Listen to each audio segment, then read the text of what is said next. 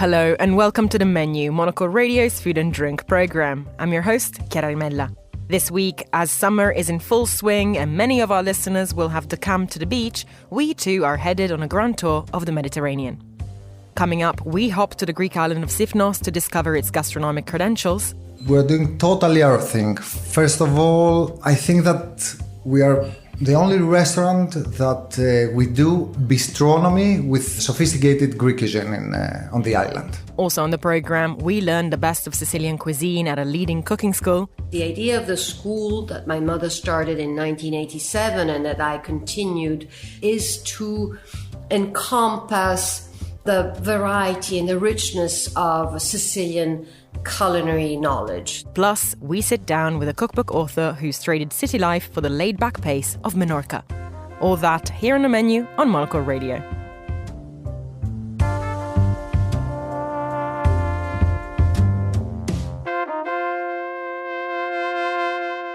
One of the many joys of a holiday in the Cyclades is an easy, relaxed meal at a beachside taverna featuring all the classics of Greek cuisine. In these cases, the fact that the menus have remained virtually unchanged for decades, featuring almost without fail the same staples from tzatziki to moussaka and, of course, Greek salad, takes away the pressure of making an elaborate choice. But there is, of course, value in innovation, also from the point of view of restaurateurs who want to expand and develop their offering, all the while staying true to the principles and philosophy of their homeland's gastronomy. This is particularly true of the island of Sifnos, where a smattering of new openings are doing exactly that, and to a standard that stands out from many other spots in the archipelago. On a recent trip to the island, I spoke to two of its leading kitchens to find out more.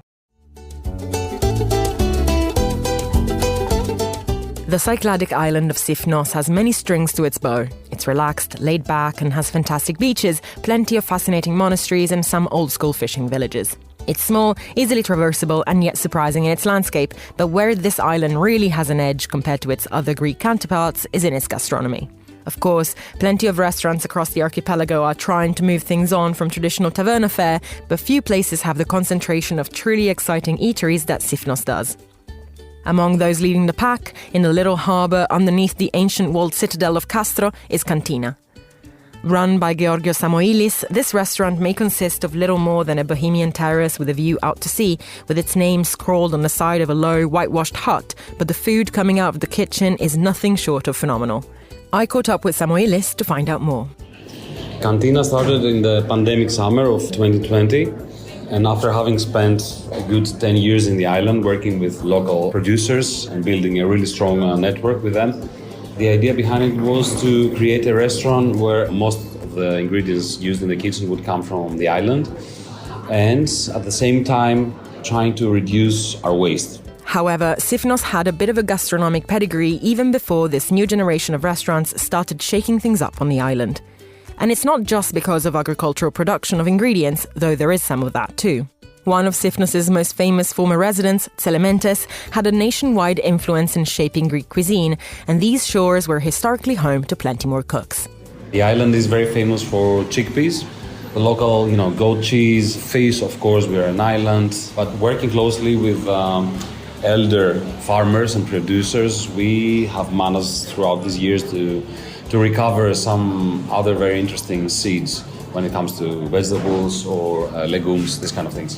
The truth is that Greece is a marine nation. For many, many years, many Greeks have been employed into this huge global industry. And Sifnos had the tradition of providing all these boats with cooks. Then the most famous in past times chef came from this island. So it was actually the first Greek chef that was trained the French way, so more international, and he tried to translate, if you like, traditional Greek recipes into the modern French language of a kitchen. His name is Tselementes, and he nowadays, any kind of cookbook, popularly people will call it by his name, Tselementes. So Tselementes is the same as a cookbook. So this is what created a long tradition for Sifnos, and for sure for the past 15 years, new restaurants with new ideas, new modern Greek cuisine has been a big thing in Sifnos. And, because it's a place where for 6 months it turns very international and you get people from all around the world coming, looking for good food, good wines, as professionals, we have this amazing opportunity to open this dialogue and reintroduce modern Greek cuisine. As for Samoilis himself, he didn't have much of a background in the food industry before moving to Sifnos. Though his mother's family was from the island and he used to come here on holiday every summer, he used to work in Athens as a scientist specializing in molecular biology. Choosing this career gave him a chance for a radical change of lifestyle and to indulge his passion for hosting people, all the while helping create positive change and redistributing wealth on the island, though this doesn't come without its challenges. Cantina is super unique. It's a very, very demanding, difficult project from so many different aspects, and it has been really hard at the beginning. Every year we are more mature and more experienced, and it becomes slightly easier to cope with. Starting from the fact that there's no direct access by road. There are like 100 steps separating us from the closest point where you can bring your car and carry everyday goods. So there's a lot of carrying up and down the steps, a lot of things to think and work out. The most important thing is that we are in direct cooperation with so many local farmers, animal keepers, fishermen. Everybody gives their goods to Cantina to cook with. So every day the menu changes, and every day you can get an actual picture of what is going on the island produce-wise. This is very special for us. It is very special for the locals because they do feel that they take part into it, they're part of it, and they're very proud to say that, their produce is all being taken into Cantina. And, if I may say, it is a bit of a even political, economical act because new money is coming into the island through the restaurant from tourists, and this is redistributed into the local community, taking out as much as we can the middleman. So it is very important. It's a big thing for the local society, and this is what makes it special also for its guests. Those ingredients really sing in all of the dishes on Cantina's menu, which changes frequently, though there are certain mainstays that have rightly been staples from day one and that represent perfectly the kitchen's approach to things.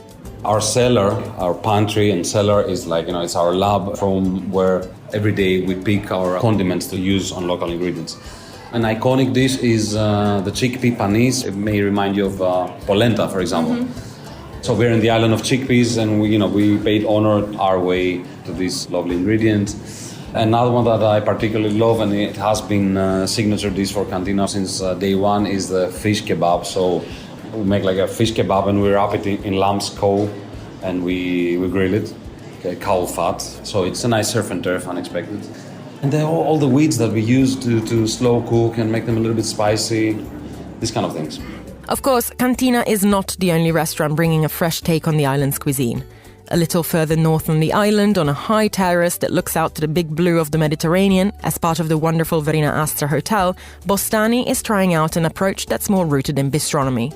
The restaurant name, which means orchard, gives a good clue as to where a lot of the ingredients that end up on the plate are harvested from, but there's plenty more that went into setting its philosophy, as Verina Astra's food and beverage manager Yannis Arvanitis explains. The idea was the Greek cuisine in another way, a little bit more sophisticated, but of course without being glamorous. We were trying to frame the Greek cuisine and especially the Cyclades. But of course, we don't have problem to use products from all over the world. First of all, we're trying to use everything that our Bostani gives us.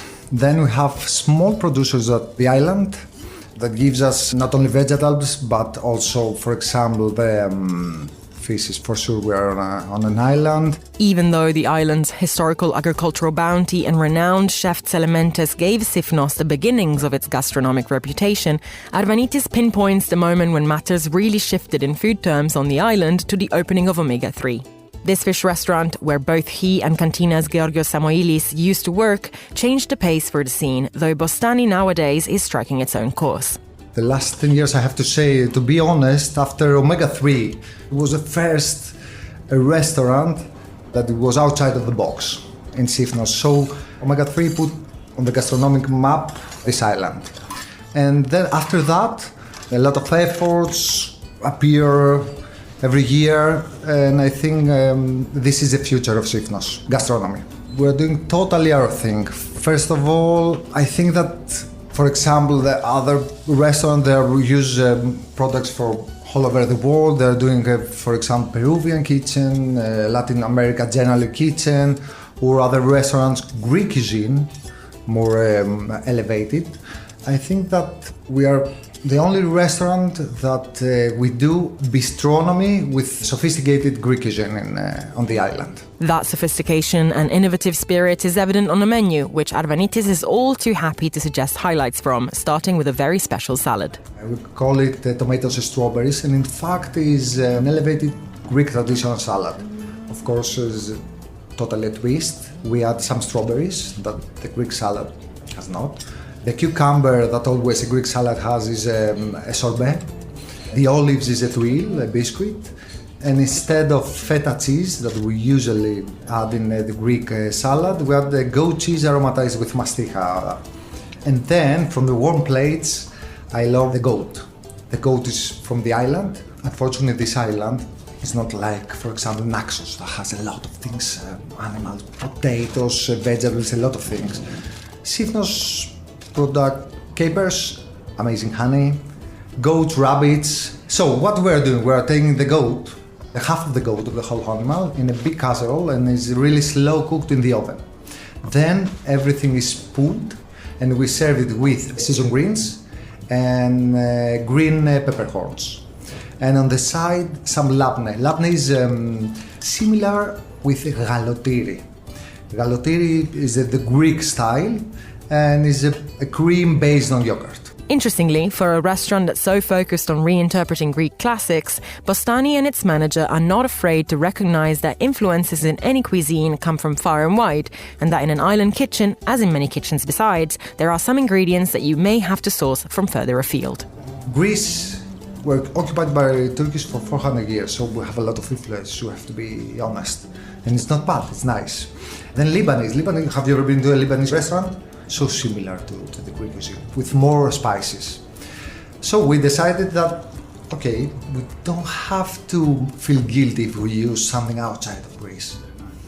Doesn't matter. The thing is that we want to give, for example, a nice plate that is Greek, even if we use some products outside of Greece. Tradition is there to play with, and in Sifnos, restaurants are doing an excellent job of it. For Monocle in Sifnos, I am Chiara Rimella.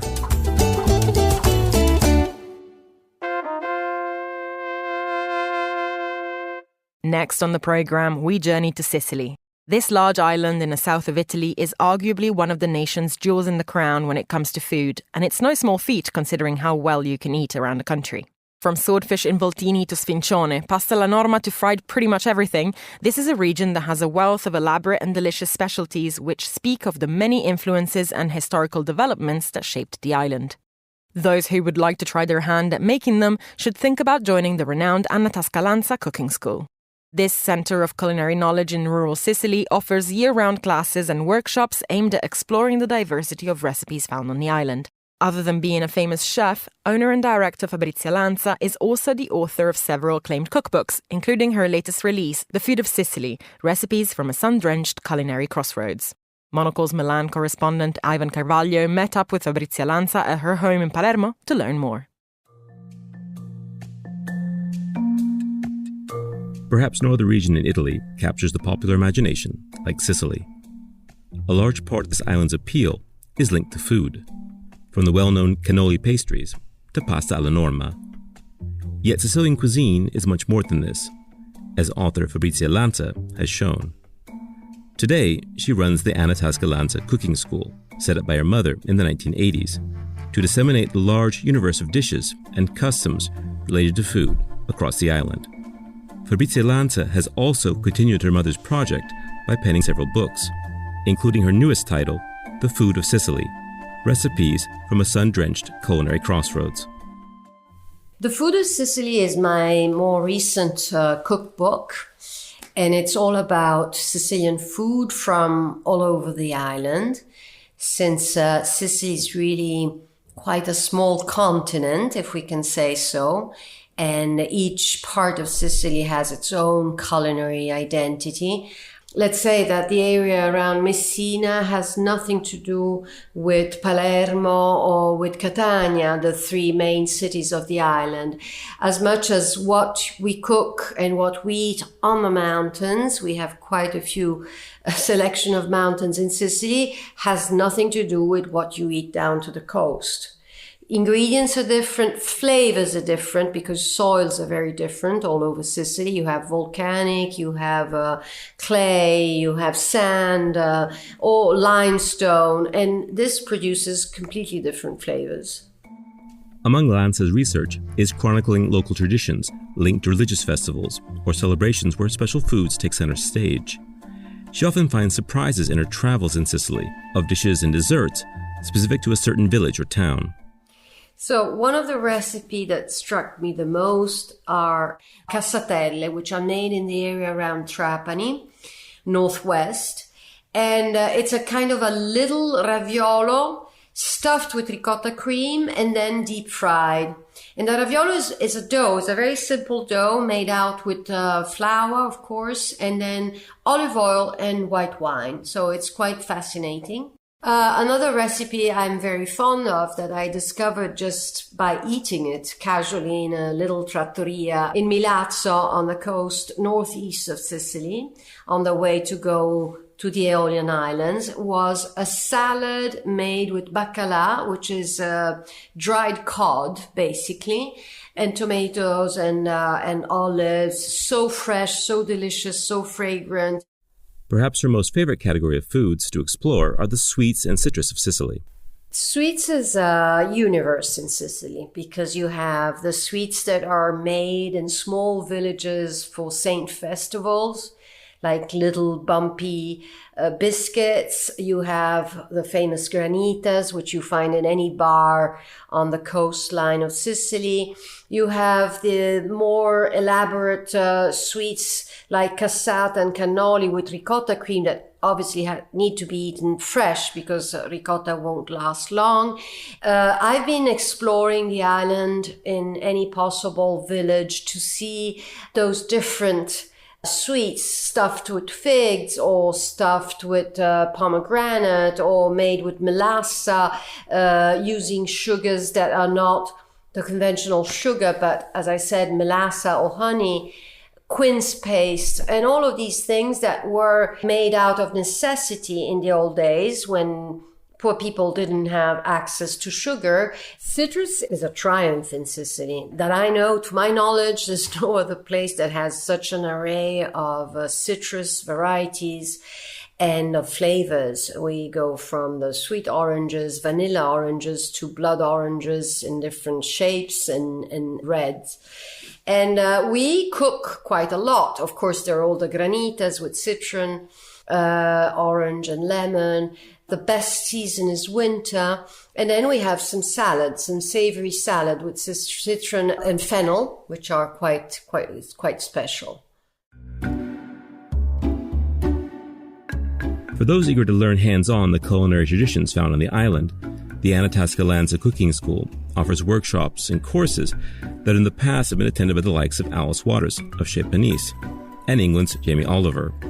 Set in central Sicily in a 19th century farmhouse, participants can attend olive and tomato harvests or visit food producers from ricotta cheesemakers to the winery run by her cousins down the road at Tasca del Marita, who have 200 years of viticultural experience. Many of the recipes I've been writing about in the food of Sicily, we actually do, and you can experience them at the school Anna Tasca Lanza, because the idea of the school that my mother started in 1987 and that I continued since 2006 is to encompass the variety and the richness of Sicilian culinary knowledge. So we like to experiment, we like to interview producers, farmers from all over the island and bring them back to the school and experiment with them or without them, the different recipes, different ways of using the same ingredient. In her teachings, Fabrizia Lanza is keen to dispel popular myths about Sicilian cooking. People have a lot of stereotypes on Italy in general and on Sicily even more. And a lot of people ask me what type of spices. We're close to North Africa, so we should have a spicy food. And on the contrary, Sicilian food is very little spicy. We have very flavorful ingredients, and we treat as spices things such as oregano, capers, wild fennel, which have a very distinctive flavor and that go in our food as an ingredient and often as a spice. And this is, I think, a very specific note of Sicilian food. One of the lesser-known aspects of Sicilian cuisine Lanza enjoys exploring is the role played by bitter flavors. Bitter is a very interesting concept in Sicily. Now it's very trendy all over the world. But in Sicily, people are very familiar with bitter greens and with bitter flavors anyway. Artichokes, cardoons, bitter greens in winter, coffee, of course, and chicory. These are all bitter things, bitter flavors that are often used and present on our table.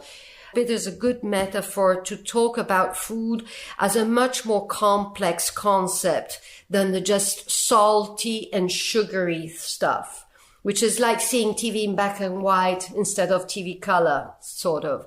Bitter gives you a depth to your dish. There is this honey roasted fennel and cardoon recipe, which is a lovely, lovely, delicious recipe made with cardoons and fennel drizzled with honey. And it's a kind of interpretation we've done in the last years from a recipe that was made for the Feast of St. Joseph that I learned in a lost village in the middle of Sicily, where the guy would roast and deep fry chunks of cardoons, which are notably bitter, and then drizzle them with honey. And this contrast between bitterness and sweetness, it's at the very core of many of our religious feasts. It's life, no? This completely bittersweet story that follows us all over. From unearthing recipes from forgotten villages to chronicling the history behind classic Sicilian dishes, Lanza is a reservoir of culinary knowledge. At the Anna Tasca Lanza Cooking School, newcomers have the opportunity to understand the true bounty of this magical island that has, for millennia, sat at the culinary crossroads of the Mediterranean. For Monocle, in Palermo, I'm Ivan Carvalho. Thank you, Ivan. This is the menu. Now it's time for the week's top food and drink headlines. Here is Monocle's Monica Lillis. This week, the White House's chef has retired after nearly 30 years of service for 5 different presidents and their families. Chris Crommerford is the first woman and first person of colour to hold the job. Current First Lady Jill Biden thanked her for her warmth and creativity ahead of her last day on Friday. From the 15th of August, Korean Air will stop serving cups of instant noodles for economy class passengers. In a statement, the airline said the increased risk of turbulence in recent years, narrow aisles and passengers sitting closely together could mean burn incidents occur more frequently. Up until now, the carrier has been providing the noodles for free on longer routes. Luckily for some, they will continue to do so for those travelling in business and first class. And finally, sales of beer in Germany fell in the first half of 2024, despite the nation hosting the UEFA European Football Championship. Official records show that numbers are down by around 0.6%, or 25.8 million litres compared to 2023. The hope was that thirsty football fans would help boost sales, but bad weather, inflation and the increasing popularity of non-alcoholic varieties have hampered trade. Those are the week's food and drink headlines. Now back to Chiara. Thanks, Monica. You're listening to The Menu. It's not uncommon to spend some time in the Balearics and wonder what it would be like to live there year-round, leaving a hectic city schedule behind. But food writer and cookbook author Yasmin Fahr decided to make this fantasy a reality as she swapped New York for the tranquil island of Menorca. There, she got the inspiration to write her latest title, Cook Simply, Live Fully. While the Mediterranean islands' approach to gastronomy and sourcing produce inevitably influenced her style and recipes, the book is mostly dedicated to the unfussy kind of food that she likes to eat in the day-to-day. The result is simple, quick and nourishing dishes with a sunny disposition. I spoke to Yasmin about her big move and the thinking behind her approach to food. It's changed a lot, and it's funny because it's similar and yet also very different. And so, for example, like the farmers market here is incredible. Like they grow so much great produce and have such wonderful like meat and fish. And even when I'm washing vegetables, like in the US, a lot of it has been, and not as much from the farmers market, but from supermarkets, has been cleaned. And so you do a wash, but it's not like a deep wash. And here, there are so many times, even though I've like triple washed things, like a little bug will start crawling on my cutting board. And so, or like in my fridge, I'll find little bugs that come from the plant. So everything is just really fresh and vibrant, which has been incredible. And it's just such a beautiful island. Like there's so much, like the water is incredible, but the people, the passion, like all of it is just so wonderful. And I think just in terms of like Spanish cuisine of what I've been eating, it's been influencing my cooking a little bit, just in terms of the spices I use and the ingredients. And I think just how I approach things has become a lot more relaxed and just kind of easier in a way. Because it's like, okay, what feels natural and right to cook versus me rushing through something and like pushing through something, which I feel like I was doing a lot when I was living in the States. Well, your book, which is called Cook Simply, Live Fully, is very personal, actually. You can really hear your voice in it. It's clearly your list of things that you like to eat, that you cook a lot. And I do wonder how much that voice of yours or this culinary expression of yours has remained the same or evolved everywhere that you've been and where you've lived in life, because you have kind of been jumping around between different cities. What is really your style of cooking that emerges through this book, and how has it been influenced by everywhere that you've been?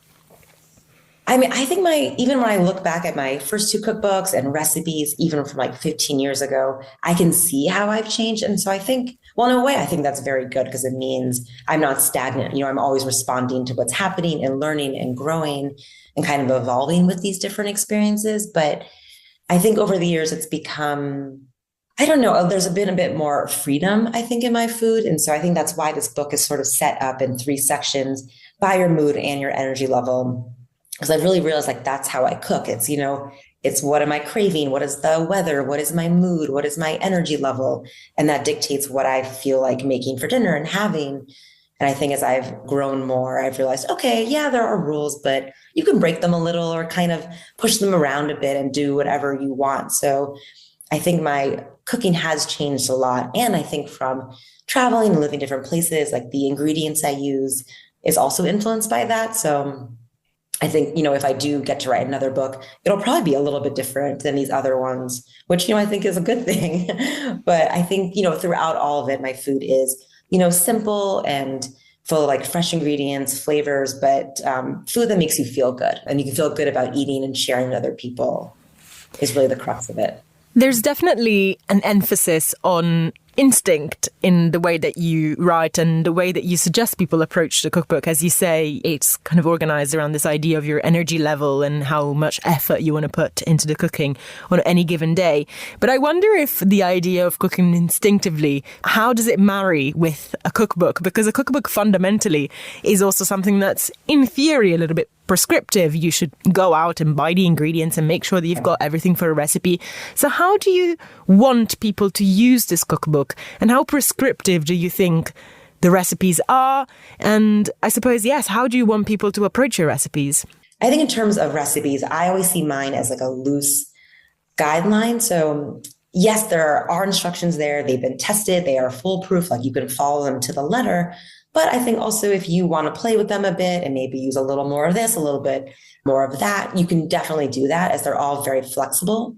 And I think the first section in particular, lap dinners, is really meant for people who don't feel like measuring, who want to just scoop things out of jars, drizzle from the bottle, and make things that are really simple, really easy because they're low on energy and they don't really want to think a lot, but they want someone to kind of show them what to do. So that's sort of that section. So again, I do think there's like a bit for everyone, but you know, it depends how you feel and what you want. There's definitely also a sense that despite some chapters being aimed at people who really don't feel like cooking that day, that you believe that cooking should make you feel happy and that there's a sense of fun to the proceedings as well. Yeah. How important is it for you to have fun when you do it? And how do you inspire that in people?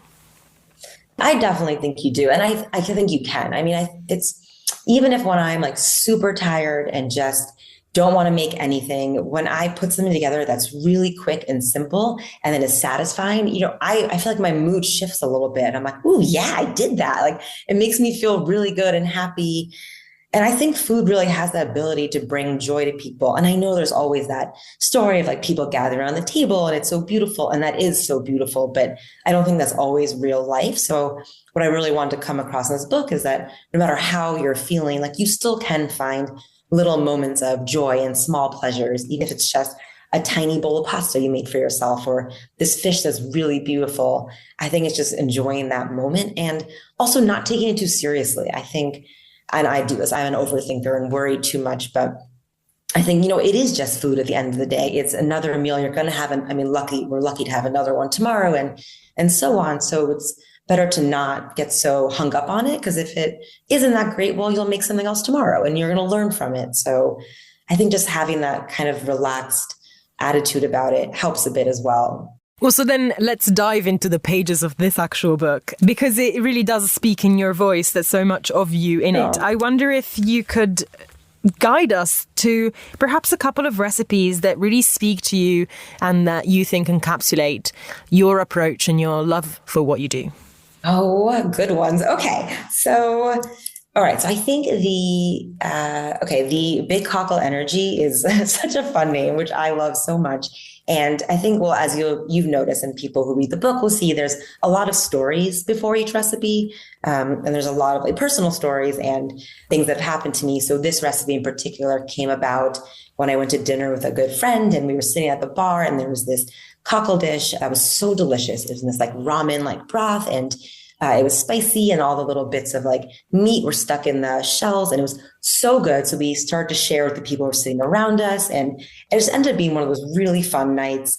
And we started referring things as having Big Cockle energy for no reason. I think we just had too many drinks, but it was such a fun memory. And so that recipe was inspired by that night and that dish. And this is a shortcut version that you can make at home, but it's still really flavorful and rich and comforting and satisfying. Food writer and cookbook author Yasmin Fahr there.